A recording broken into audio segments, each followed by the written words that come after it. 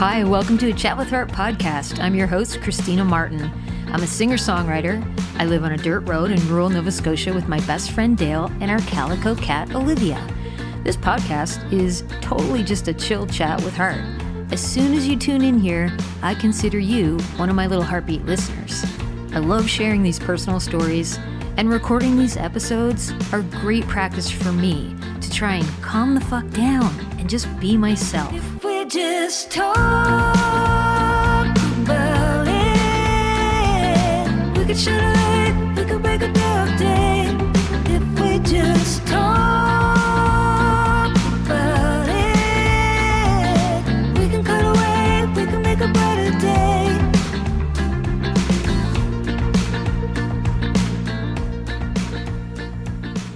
Welcome for the first time. Welcome back to a Chat with Heart podcast. I don't know why I said it like that. I needed to take a breath. I have been battling, I guess it's now week 2 of you ever get those super mild, like it's like a cold or something, but not complaining, just stating this is why my voice might sound so low and I have to take more breaths between sentences. Anyway, welcome back. Before we jump into today's conversation, a couple quick things. If you're on Prince Edward Island on May 29th, come see us perform. Dale and I will be at the Summerside Shipyard for what's going to be a beautiful, intimate night of songs and stories by the water. I'm expecting it to be a beautiful, intimate night. I'll be singing my songs. Dale will be singing and playing guitar with me, and all the details are on my website, ChristinaMartin.net, if you want to get tickets. We don't have any other shows coming up. That's it for a while. It's weird to say. I was talking with my friend Allie the other day about this. I will have shows. I just don't know when. And that's a first for me in probably 20 years or so. I used to panic like months in advance if I saw an empty calendar, and I've really been trying to lean into this. Let things come to you. So I'm not totally freaking out, but yeah, it's weird. But also my nervous system loves not having something on the calendar. It's so nice. So it's a little break. And I'm excited to know what the next show will be. I just don't have one after May 29th. So come see us on Prince Edward Island if you're in Atlantic Canada. It's a great food. It looks like great food. I'm going for the food, and I have to stay for the job of singing. But I love singing, so it's all good. And also, this coming Saturday, May 24th, Dale and I are doing the Bum Run in Halifax to raise awareness and funds for colon cancer screening and prevention. And our team, the Booty Brigade, led by my guest today, has already raised over $10,000, which is a lot of money, folks. It was a lot of money in the old days, and it's a lot of money now. It's not too late to support us. You can find our fundraising link over on my Facebook page, or even on my guest today, Michelynn Touesnard's page. And honestly, folks, book a screening for anything cancer related. Book the colonoscopy, book the mammogram, get the pap test, advocate for yourself if something feels off. But even if it doesn't, cancer's not just something that happens to older people. It can happen at any age. I get a yearly breast screening because I have dense breasts. Side note, my husband says I am very dense. I get yearly pap tests because I had precancerous cells removed in my early 20s. And yes, I have had a colonoscopy. And apparently, I decided to talk about that hilarious experience in this episode because nothing is sacred anymore. Why not? Okay, today my friend Michelynn Touesnard returns to the podcast. to share recent medical updates while living with stage 4 colorectal cancer. What a journey it has been. Truly, she's been sliced and diced and radiated and blasted with chemo, immunotherapized. I made that up, I think. Ostomized. Ostomy. Anyway, we're going to talk about that. She's gearing up for another round of chemo while still somehow leading this bum run team this weekend. And she's an absolute legend, a hero, a brilliant clinical social worker, a mom of 4, wife to Brad, deeply loved friend to so many, and my friend. Here is my conversation with Michelynn Touesnard.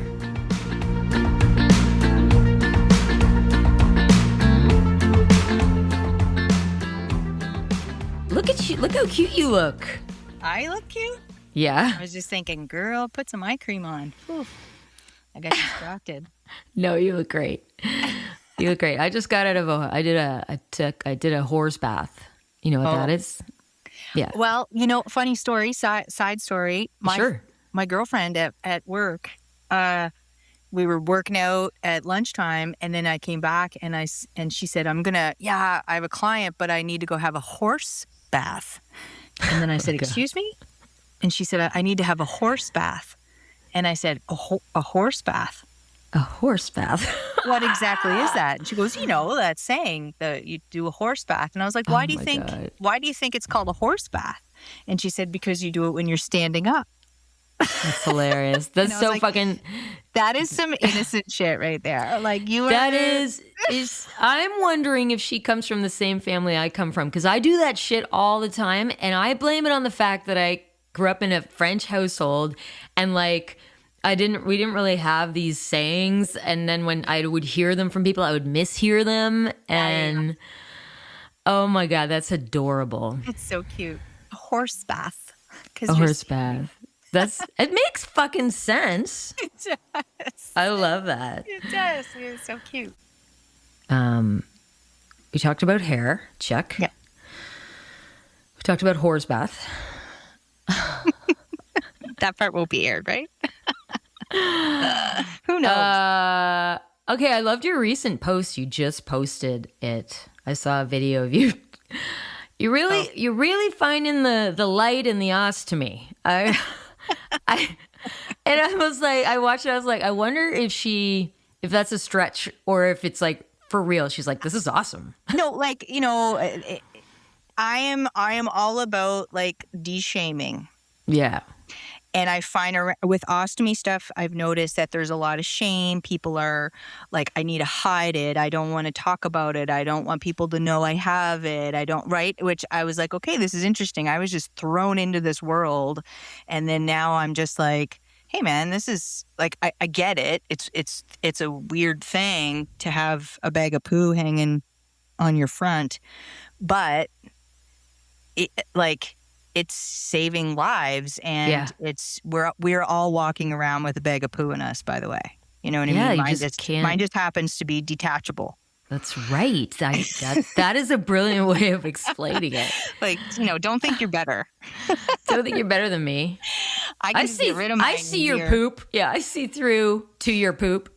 Oh my God. When I had diarrhea and I was like literally talking to a woman on my step, a friend was walking by, we were chit-chatting on the step, and then I was just like, felt a little something, and I was like, oh, that was intense, and just continued my conversation with this woman, and I literally have had a stomach bug, and I had diarrhea. Oh, man. Like, dude, I don't need to pause the movie. I don't need, it's very convenient. So my post was to de-shame. Uh-huh. Yeah. And to make a joke about it, but also as someone with colon cancer who has spent the majority of my life, the past 3 years, constantly aware of where a bathroom is at all times, this is a game changer. Wow. I used to have to starve myself before I had an appointment in the city because I would have to stop on the drive. Mm-hmm. And this is just like, it's easy. It's easier. So like there's people out there that have the surgery and then get what's called as a reversal. So they get the cancer removed and they have enough room left that they can kind of undo this and get normal function of their rectum again. And I don't really have enough room. It's possible, but I'm on I'm on the team of don't touch it. Leave it now that you got the hang of it. I'm loving it. I'm in this is a groove right now. My husband's super cool, so he's not weirded out by it. Amazing. And it makes life easier. So I'm just going to make jokes about it and normalize this for the people who are out there. And yeah, I've had people literally, I'm like outside of my lawn and I had a woman walk up to me and explain, I follow you. And I just want you to know that, my husband has an ostomy and he struggled with it. And your posts have been very helpful. Yeah. And I was like, that's so cool. You know what I mean? 'Cause yeah. I don't mind making fun of myself. I don't feel like I don't get embarrassed when it comes to this stuff anymore. I think having a terminal illness just sort of makes you not give a shit about that anymore. I don't have time for shame and embarrassment. That's not what I'm worried about. So if that helps or makes life easier for someone, then I can talk about it and normalize it a little bit or make people understand it. Then that feels a little more purposeful for sure. Yeah, I would. One of the things I thought, because I've known a few people who live with an ostomy, is that it can make people feel like they can't go anywhere, or which is not. That's not true. I mean, is it more something that come from the stigma, do you think, or people's comfort level with like going out, and what would make somebody feel like I can't leave my house now? Yeah, so I think that is a bit like, I know for the first couple of weeks I was constantly like, do I smell? Like, can you smell something off me? Can you? And it's like making noises and stuff at first, but your body's adjusting. But there is so much out there for ostomy supplies and supports and things in place and like different devices and, like deodorizing things and like there's no limit. So you just find the tips and tools and strategies and everything that works for you. But initially you're kind of like, oh gosh, like, am I going to have a leak? What's going to happen? But I literally that was like the first week, and I've luckily not like I was walking out in like a white shirt the other day without a change of clothes or the bag or my supplies or anything. And I was like, who do I think I am? Like, but I'm feeling confident with it. Right. That's awesome. Yeah. So I don't know why. It's a bit of an adjustment, like getting used to clothing and how it fits you is another piece. So like my clothes fit me kind of weird now. So you're trying to find things that are more comfortable. Luckily I'm in my gym pants era, so not a lot has changed in terms of my clothing. And gym pants are like stylish now. I'm wearing what my teenagers are wearing. It just so happens is because I'm unemployed now and I'm medically retired, let's say, and I like comfy clothes. So it's working with the stoma colostomy life, right? This might be a weird question, but I like bling, accessories. And as soon as we talked about the possibility of you getting an ostomy at some point, I thought, what are the blingy options? What are the accessorization? Can you accessorize an ostomy bag? Like, you can. How? There's like bag covers. So that you just like kind of put them over your bag. Are they cool? The ones I've seen have had like it says like hot shit on it, and I'm like, I don't know that I would wear that out. Poopsie daisy, things like that. That I'm like, I'm not like a wear my bag out person either. Okay. And it's not out of shame; it's out of like comfort. I feel like I want it tucked in and sure, like extra support Do you know what I mean? Like it's I just do. hanging free. I Yeah. feel like it might get tangled up in something. I don't know. Like it's a medical device you want to keep close to your body. So Yeah. I'm not like out and proud with it in a bedazzled purse Not bag. bedazzling it. Okay. Damn But it. like summer's coming and bathing suits Yeah. are going to happen. So that would be a time that you could put something on it because you're going to be in a bathing suit and it would be out. But yeah, there's lots of stuff. There's a whole like world on the internet of ostomates, I think is what they call it. Ostomate. Yeah. Ostomate. Ostomate. Yeah. Okay. I love it. Okay. So what has surprised you the most about the ostomy?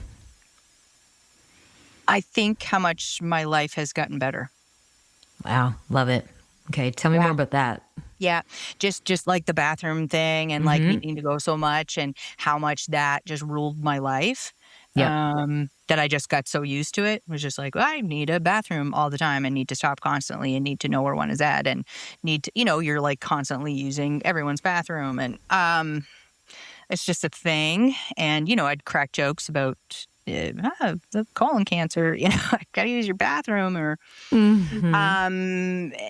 but it's still, there is, anyways, I don't have to say anything anymore. Yeah. I was like, I'm a pro multitasker because, like I said, I don't need to stop for anything now. Everything's just happening. Yeah. It's surprisingly easy. I'm 2 months in. Yep. And I've adjusted well, and things have gone really well. So that was very surprising. I don't think me 2 months ago would have realized that, what a game changer it is. And some people have a really hard time adjusting for all kinds of reasons. Ileostomies are a little different than colostomies too.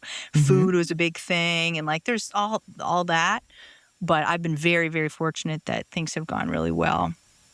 So, yeah, I can't complain. It's gone well.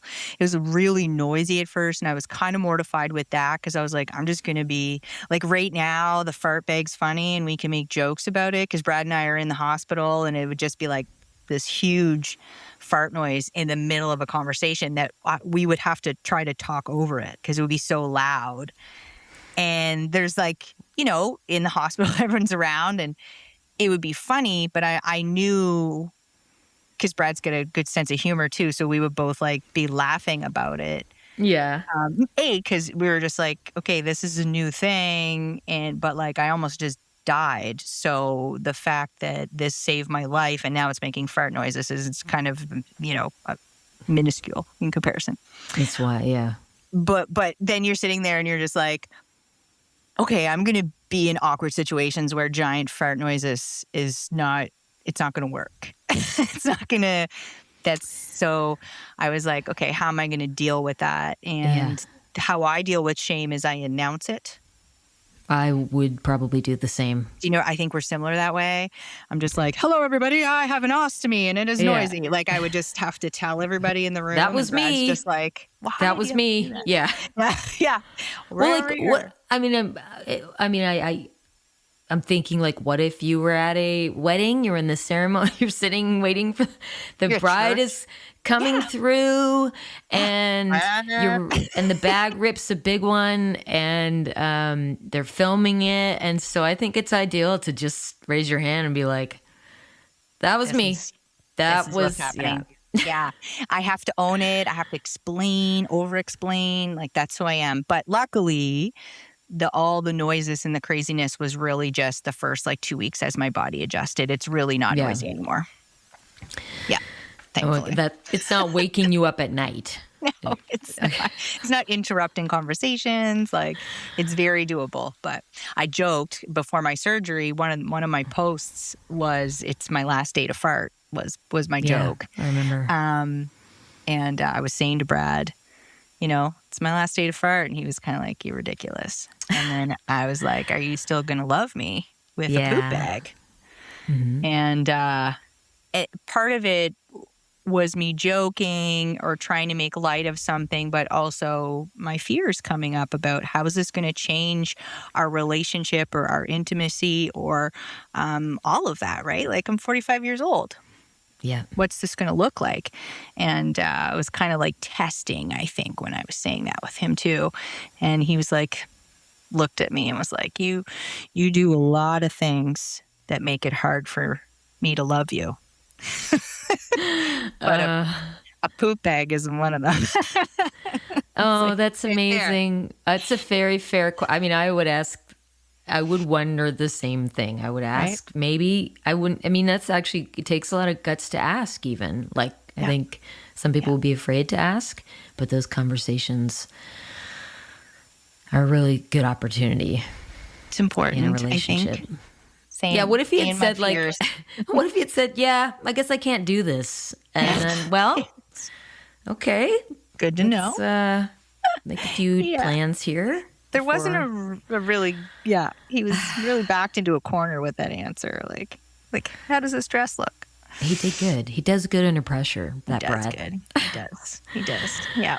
Are there okay, so we chat. First of all, welcome back to a chat with her podcast. Yes. Not first of all. Second of all, I'm so glad to have you back here. And a year ago, you had a major liver chop up. And that liver, can we talk about how amazing the liver is? So cool. It's like huge. Is it back to the same size? I don't know if it's back to the same size, but I know that it can grow back to the same size. I don't know where mine's at, but it regenerates within like a couple of months. And I lost 70% of my liver. Yeah, it's crazy. That was it's pretty cool. Pretty cool organ. I think your recovery was incredible, though I know it was really tough. You've had so many surgeries now. Do you have like a favorite? I mean, like favorite. Yeah. Well, okay. Let's rate them. Like what? Because these are serious fucking surgeries. Yeah, they were. They were. Yeah. And you just bounce. It seems like you bounce right back every time. You're remarkable, and the human body it can be remarkable when it's healthy. Even though there's illness, there's disease inside of you. The rest of you is healthy, and you take good care of it. People are like, "What meds are you on?" And I'm like, "Nothing. Stage 4 cancer. What meds do you take?" Like, none. I did just get a prescription for pain medication, but just because of my recurrence and the pain with that. But even that, don't use it that much. But yeah, I would say the least favorite was the liver. That was a 2-stage surgery, as you know, because you were there. I had one surgery, and then a week later had another surgery. And I think I had 43 staples right across. And that was a big surgery. That was a big recovery. And then, of course, the liver filters fluid and everything throughout your body. So when you only have 30% of it, I just was filled with fluid and everything and it's very an emotional process too. And I wonder about the filtering and the toxins and things like that. And it's just in you. So I feel like emotionally that was really tough surgery too, for all those reasons. And a lot of the other surgeries that I had were laparoscopic. So that was my big open one. Okay. So that was big difference between having a laparoscopic. Yeah. Yeah, you must like laparoscopic way better. Oh, it's like a cakewalk. That's like day surgery. Then you go home, basically, with laparoscopic? Well, no, not really. You're not opened up in the same way. They're using robots, to go in and do stuff. And so you have these tiny little incisions as opposed to a big open one. Yeah. So the recovery is not even comparable. It's so easy. So I just wake up and I'm like, am I good to go home? That's not really, but my resection was like that. My ostomy surgery was at lap. And I had a lung segmentectomy that was also a lap surgery. So that one was a little bit harder, but losing a piece of your lung. Yeah. You told us about how the ostomy has changed things for the positive. Mm-hmm. And there's other things I know in your plan now that are coming up soon. And How are you feeling overall? Like, what's changed in your life and your day-to-day now compared to a year ago? The biggest change, like obviously like adjusting to the ostomy, the biggest change is probably the mental piece. Things just feel different mentally.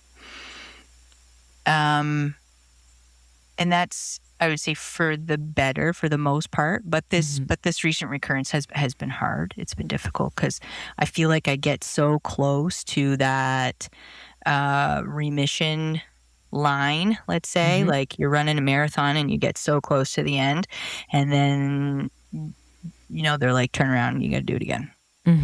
And you're just devastated because I'm just like, oh, I'm almost there. Just get there. Yeah. And then I was so close. I like literally got the last 2 spots. I had been stable for a year. And then I got the last 2 spots treated, and which the radiation worked really well. And then my follow-up scan showed it was just another recurrence back in the suture line of where my original bowel resection was, even though I had clear margins. And then 4 more spots in my lungs, and then five more suspicious spots in the peritoneal area. So you're just like, you gotta be fucking kidding me. So mentally, it's been a slog. Because I just keep thinking, oh, I'm gonna get a break. Like I'm stage 4. Like this is my life. But you just dream of, oh God, I'm gonna get maybe a break for a year or 2 before it comes back, and I'll have to do anything. And I just haven't been able to get a break. Every scan after some big treatment, there's been more. So it's time. I need systemic treatment, so I have to go back on chemo. Mentally, that's difficult for me because I'm just like, yeah, give me all the surgeries, because I believe in my body and how it can heal, and I can mentally know each day gets easier. Yeah. I know what surgery feels like. With chemo, it's kind of the opposite, where you go in there and you're like, okay, I can handle this. Seems all right. And then the next one is like, ooh, that one was a little harder maybe. But you're just grinding, but it's kind of wearing you down. Yeah. And mentally, that's hard because you're trying to get to the thing, and you're just like more and more is taken from you. Is what it's felt like. And then for me, to get through 6 months of that, and then be told basically it didn't really work, and then now have to go back on it, a different type, but it's kind of a hard on the brain for sure. So that piece has been hard. I recently switched my medical oncologist, which I'm very grateful for. Not that there was anything wrong with my last one per se. I've heard great things about him. I think for me, it just wasn't a great fit because I know the type of person that I need. I think when it comes to we don't get to choose really in this healthcare system. You get who you get, but I was needing someone to be a little more attuned to me, and I'm really really lucky with who I got when we did do a switch. So my last oncologist would kind of introduce himself. I felt like honestly he didn't even remember me. And How could he forget that hair? Right? How could he forget those curls? I'm memorable. Gosh. Oh, you are fucking memorable. God, I can't get you out of my head. Well, it's hard because you're just like, dude, you're literally in charge of saving my life, and you don't. Look how cute I am. Pretend you remember me. Yeah. Like look at the file before you walk in. Like he's like, hello, I'm doctor. Blah, look how adorable I am. Come on. And, fear my husband. Look how big he is. Remember me. So, but I met my new medical oncologist, and she spent a couple minutes at the beginning learning how to pronounce my name correctly. Okay, that's cool. Which just felt so personal, Wait, although I'm concerned it took her a couple of minutes. How long? Well, my last name, right? If you look at my last name, she's just like, Touesnard?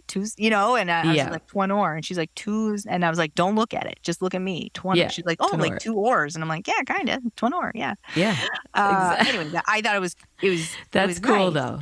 Yeah. And she was just very thorough. And she explained that she had looked at my germline testing and all these other things that I had been just wanting people to look at. Oh, she said all the right. She pushed all the right. She's like, look, isn't that interesting? And I was like, you read that? And she was like, I'm a little OCD. And I'm like, good, right into my heart. Definitely yeah, cool. So I'm very, very grateful. So I feel like I'm in really good hands for somebody like me. Yeah, we're a good fit. So I'm very happy with that. Okay. So she's really pushing. She said it's time for chemo. You've done local therapies. You've done amazing. You've been through a lot, but it's my time to shine. And I'm gonna put you back on systemic treatment, and sort of explained what she wanted to do. Yeah. So I'm agreeing to it. Obviously they know what's best. So I got to give it a go. So I start. Not this week, coming up next week. After the bum run. Yeah, I start that Wednesday. They're going to give you some good steroids. I know that. Some good anti-nausea. She's really ramped those up for me. She kind of came at it with a plan. They're lowering the dose. They're giving me better anti-nausea. Like, just sort of reassured me with, we're going to make sure that your quality of life is better this time around. So good. Yeah. Well, that makes me feel better. And I got to do it. So I'm like, I can try anything for 3 months, and we'll do some scans, and hopefully it's positive. And then if I can get to surgery again, if it was successful, then hopefully they'll book me in for surgery, and we can take another shot at this remission thing. I got to ask, because, I'm on an antidepressant, and I don't think you are. Am I right? I'm just raw dogging this terminal cancer thing. I'm curious about the raw dogging it, because I think everyone has their own reasons, and if why I don't want to do that, and I don't like it. I'm so curious about your reasons for maybe not, or would you be open to it if you just really after while you're just super bummed out consistently, or what are your thoughts on getting a little help for the brain in this next, round? And I'm certainly pro medication. As a therapist, I see the benefits firsthand for people. I think you're treading water. You got to get to shore. And medication will do that for people 100%. It has its functions. So, and for me, what it feels like is this is a situational issue. This isn't I'm battling crippling anxiety every day, because I'm not. I know that that's surprising to people. I think that mentally I'm more well now than I was previously. I probably should have been on meds, to be honest. I think I was very, very affected by my Aunt Renee. She was like my sister. I think I spoke about her before, but she passed away in 9 months from cancer when she was 34, and it messed me up. So I spent the remainder of my life scared that I was going to get cancer. Yeah, we have that in common. I mean, well, actually, I think your aunt died around when my dad died. Or maybe it was that we talked about that and having that commonality of I'm seeing this happen. Here's this guy that's supposed to live forever. And then thinking I'm next. Every little thing I get, I think I definitely have cancer, which in some ways makes you hypervigilant about, certain things and testing and whatnot. And that can be okay, but it's also not something that you necessarily want to be stressing about every day. Well, this is it. That the stress and the worry and the real estate that this took upon my mind was worrying about something that I wasn't going to have. I told myself a lie that I was going to have control over whether or not I got cancer. And, to an extent, like, not smoking, not drinking, extra taking care of yourself is going to give you a better shot at it. Mm-hmm. But at the end of the day, out of my group of friends, everybody was like, you got it? Because I'm like, they call me like crunchy mom. I'm like essential oils and organic. And, we use no aluminum in our deodorant and we use whatever. Like I did all the things. I checked all the boxes, I thought. So if I'm going to live a cancer-free life, I'm going to do all the things. And here I am with cancer, not only with cancer, with stage 4 cancer. So I think I got to a point when that my worst fear I'm living. Yeah. And medication isn't going to change that. The medication helps you to stop worrying about the thing and realizing, hey, I shouldn't worry about something that hasn't happened yet. Mm-hmm. But right now, it's like I'm living this hell right now. And medication is, if anything, might numb me. Mm-hmm. And the last thing I want is to be numbed right now. I want to feel every ounce of joy, and if that comes with pain, then I will take it. Mm-hmm. Yeah. But if it dims the joy that I can feel right now, I'm not interested. Mm-hmm. If that makes sense. Yeah, absolutely. So I'm pro medication when people are suffering and they need it. I'm not suffering. I am chasing the shit out of joy and life and savoring every bit of it right now. And I don't like people like, take cannabis, try this, try that, try it. And I was like, I don't want to not be here. Yeah. Yeah. You want to be extra. It's very hard to be present when you're taking drugs. And it is. I mean, no shame if you want to. Like when I take a gummy, I want to be knocked out. Like I actually like, take me away. That's right. People are like, I need a break. I want to pause. I want to like ease out for a bit. And I'm like that you're reading the best book and you're savoring every word. Yeah. Because you feel that the book is going to end soon. Yeah. I can say about the medication I'm on, and I've thought a lot of, I keep thinking about this. It's not, I'm very aware of it. So it's, when you talk about numbing, because there is a certain, I can count on my hand since I've started this medication the times I've cried. And I mean, I used to cry a lot more. I'm very happy. I'm not like, I still have bad days or whatever, but I have noticed that there's a certain edge that it definitely has taken from me. And in some regards, there's positives to that because it's helped me function and deal with some of the things I was really struggling with. But I do sometimes think now, well, I've really got my life to a point where, the situational things are probably not there that were. So what if I tried, life without it again? And then I'm not on a super high dose, but I do miss a little bit of that, like the real feelings, like the real lows and I don't even get angry. I don't even bug Dale about the dishes anymore. What the fuck's wrong with me? So in thinking about that and what you're living with, and, my audience, if you haven't listened to the first episode with Michelynn, Michelynn's got 4 beautiful girls, very busy life, an incredible husband, a busy pup at home, and very active pup, and a very rich life. And and I can understand why you would want to feel every fucking feeling. Yeah.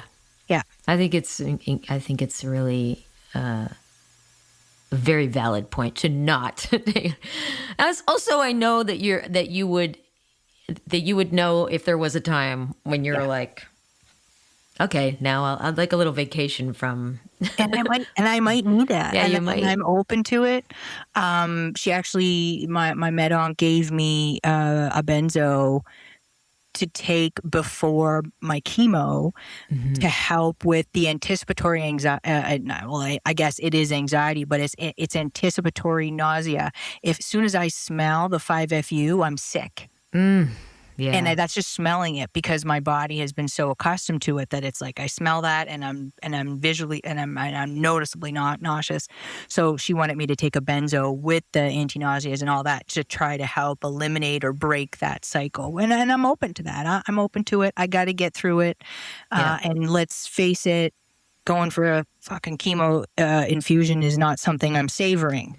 That's not a moment in life I'm going to be savoring. Oh, no? So you don't want to savor that? Oh, so if, weirdo. If I take a benzo to get through that and get into my rhythm, I'm open to that. But for the most part, I don't even want to take the pain meds. I take them as needed, but like being present is what's keeping me going. Yeah. No heroin. Got it. Yeah. No escape. Yeah. Yeah. Just in it, just feeling all of it. And yeah, I let myself cry and then it's over, or I just process all of it in real time and then keep going. And some days are harder than others. Last week was hard. I get really quiet online when I'm in a hard space, and that was kind of my other post was talking about that I get really quiet and inward. And then I feel like that's inauthentic, because the whole thing of me like living my life out loud online and this kind of legacy for my kids, so that they know how hard I tried. They know, everything. And they'll have that forever. And they'll know that they've been, and my family is like my purpose for everything that I'm doing right now. It's undeniable. And I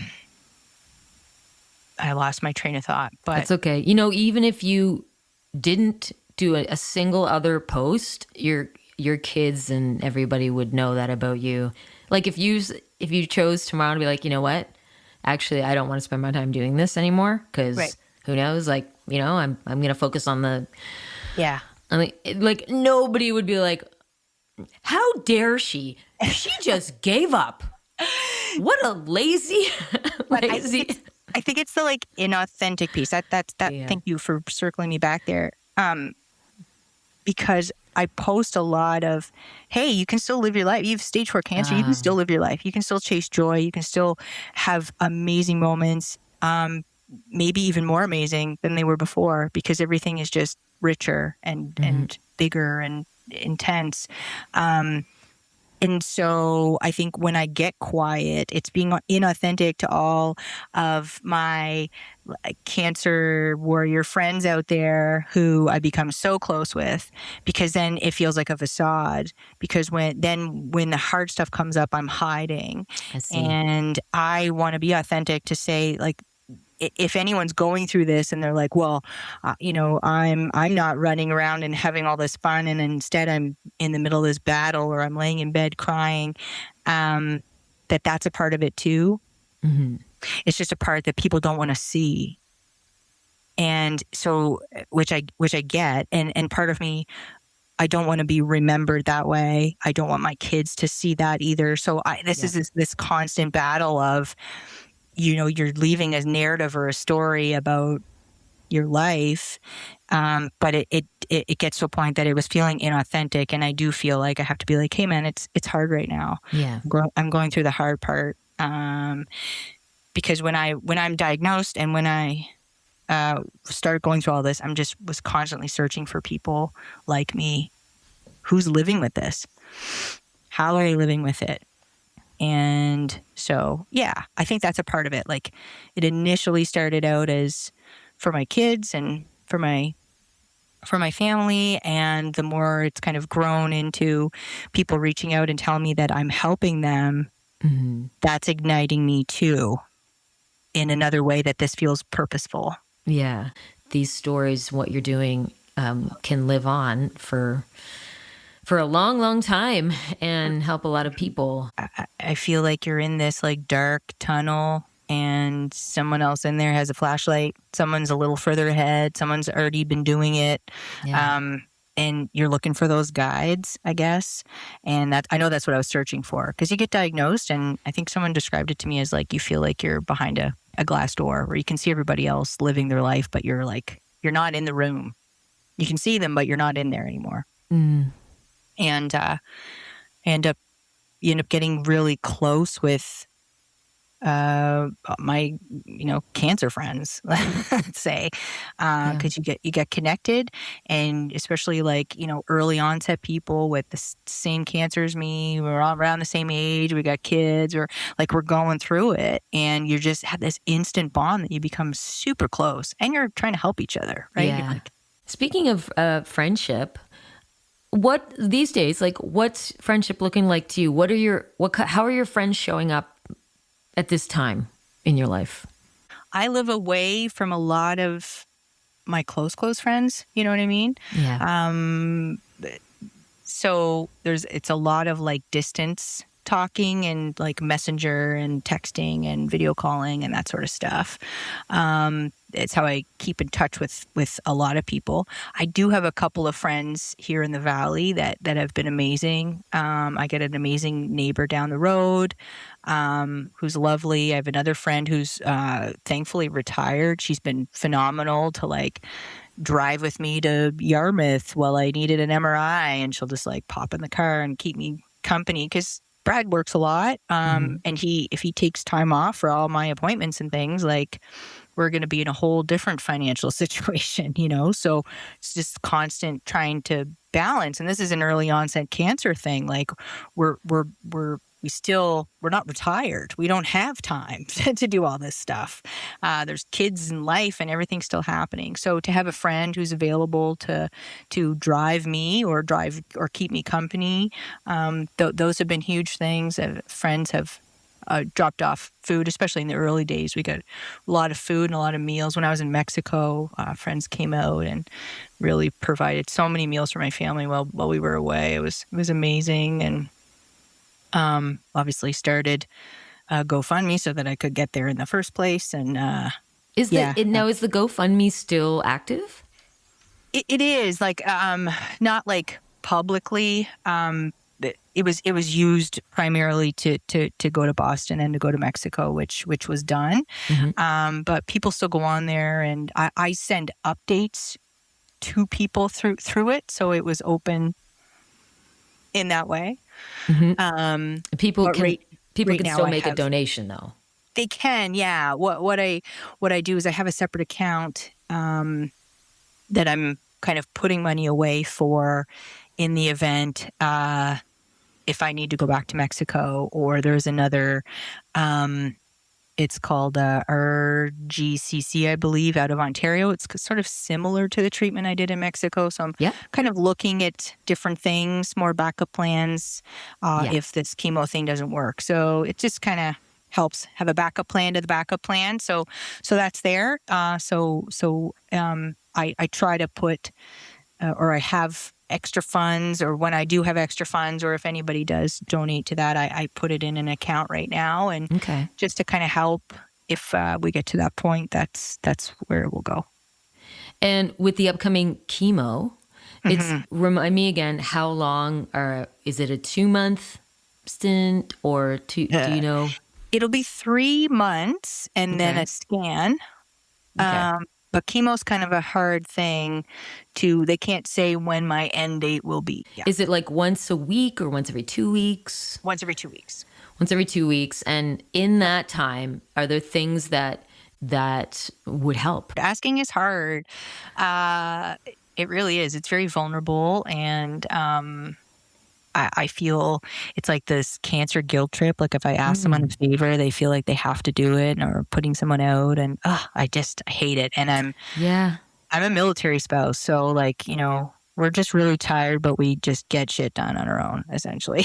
I know. I'm not used Yeah. to depending on Well, people, so it is hard. But yeah. you're bang on. Like, it is rides. It definitely drives. Even, like, for example, if I have to take a benzo to Yeah. try out I'm not going to be able to drive myself to chemo back and forth. If that is what's going to help with the anti-nausea, then that will be hard because I don't take anything. So driving on a benzo is probably not going to be great. So then I would need a ride to chemo. So when Brad's not around to drive me, I do have Michelynn is a driver, my oldest daughter. So that's very lucky. So if she's not working that day, she can help. And, I need to get better at asking friends or seeing who's available. So drives would be good, or the days that I'm sick after that I can't do the driving. Sometimes that can be helpful too, just to have someone here helping with whatever, if Brad's at work, like meals or whatever. But I do have older girls, and Ivy did just get her license. So, I hate, I'm not going to, anyways, it's hard on them too. Yeah. But I don't think it's a, I think it's a good lesson to be able to everybody help each other out in a family when, I believe in that too, but you also don't want to burden a load of kids who are dealing with their mom being sick either. So it's a balance, and I need to get better at asking people for help when I need it. I don't know if I could have somebody around that much. Certain people, it'd be no problem at all, but like, majority of people, it's the certain people. Yeah. Certain people. So that would be a tricky thing too. Like, these are just the things you don't know until you go through them, or, but I could tell you that, like, I mean, just with my mom's recent illness, and it was, I feel like your daughters would all just, the little things they can do probably make them feel like I'm helping, whereas they probably feel otherwise very helpless. And when I found it, I know it's not this way for everybody, but I found helping my mom very easy and a huge privilege and a joy. Probably one of the huge reasons why our relationship is, it has improved even, but it's one of the greatest things that you can do for somebody is to be there for them when they need you. And like, that's, so even if they don't know that now, I think, someday they will realize that for themselves even. And I think getting them to drive a lot is but I can understand. I'm not a mother, but like, I get your point though, how you want them to have their, but like, this is life too. It is life. Yeah. I want them to chase joy and have fun and live their teenage life while they can. And if we can fit in helping me out and doing some extra things around the house, I think that's a great lesson. Yeah. But I don't want their teenage years to just be remembered as caretaking for their sick mother too. No, I don't know. You know what I mean? Like, I do, but I definitely don't think that that's happening for them.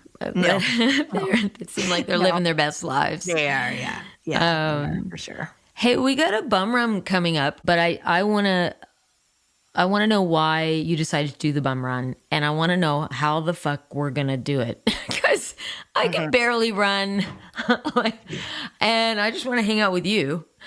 So whether you walk or run. The bum run walk.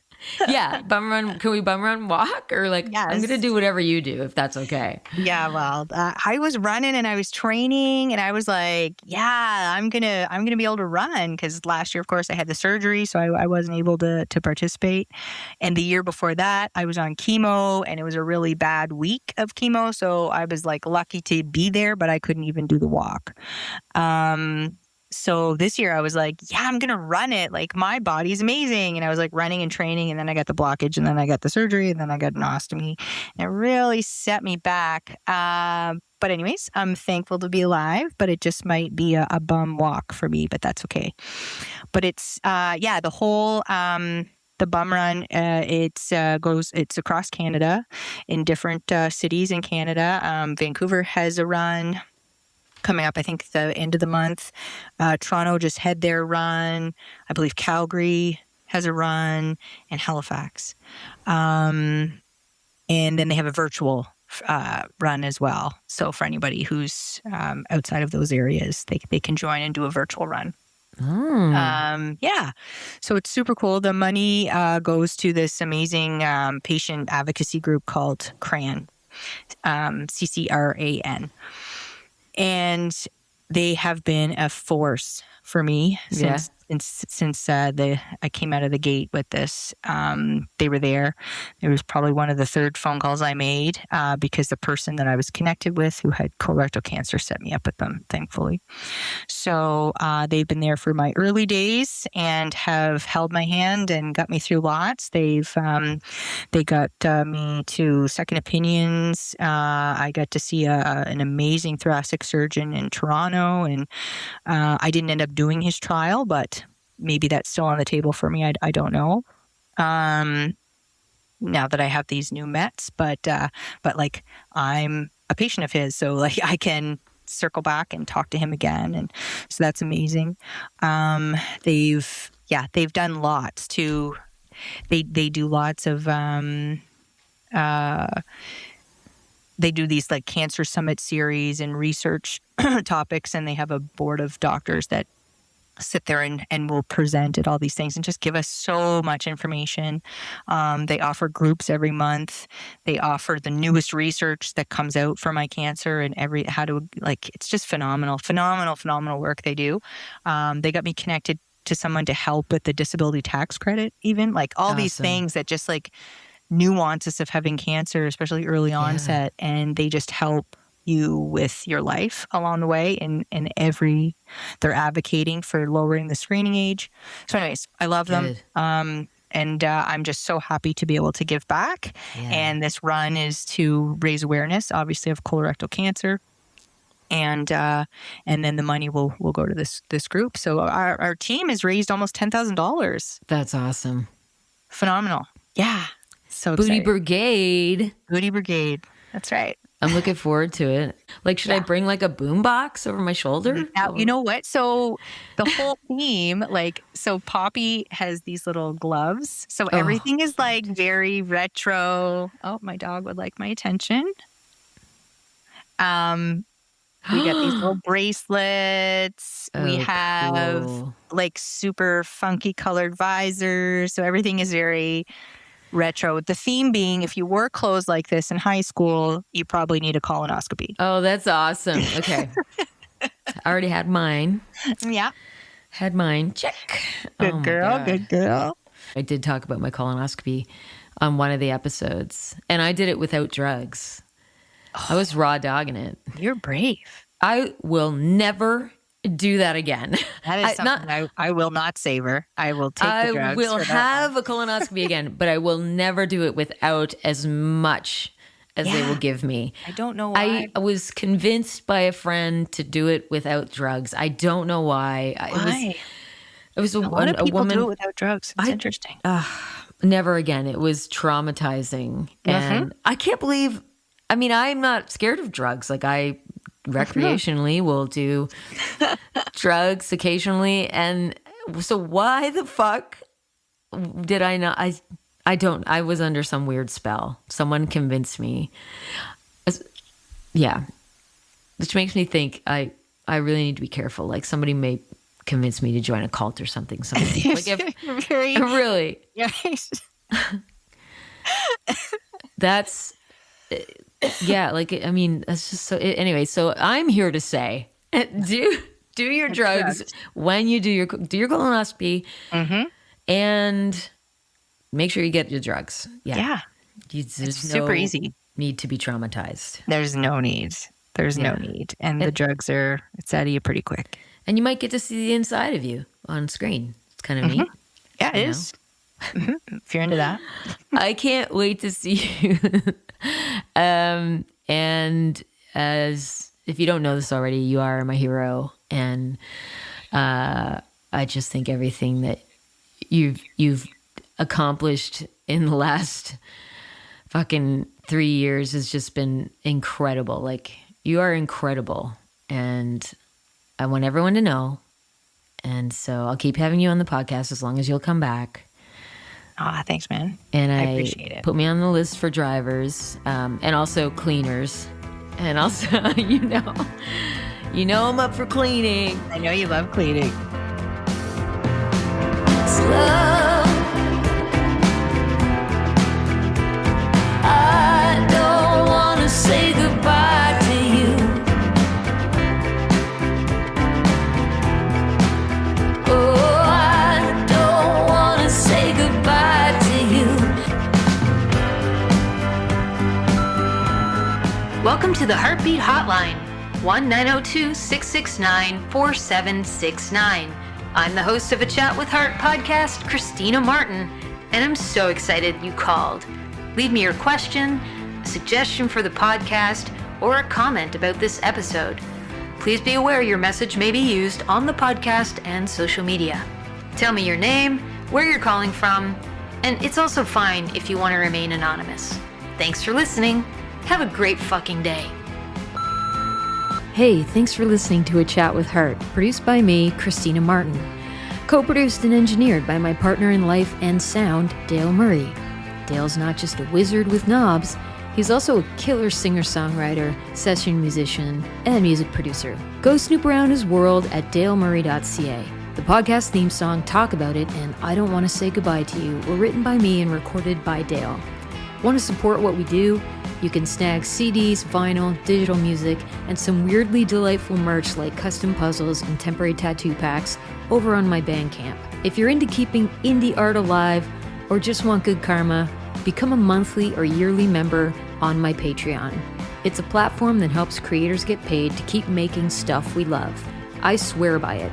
Sign up, free or paid, at patreon.com/Christina Martin. If this podcast made you laugh, cry, think, or rage text your best friend, do me a solid, share it, rate it, review it, and hit that follow or subscribe button wherever you get your podcasts. And to all my little heartbeat listeners, stay weird, stay tender, and I'll catch you next time.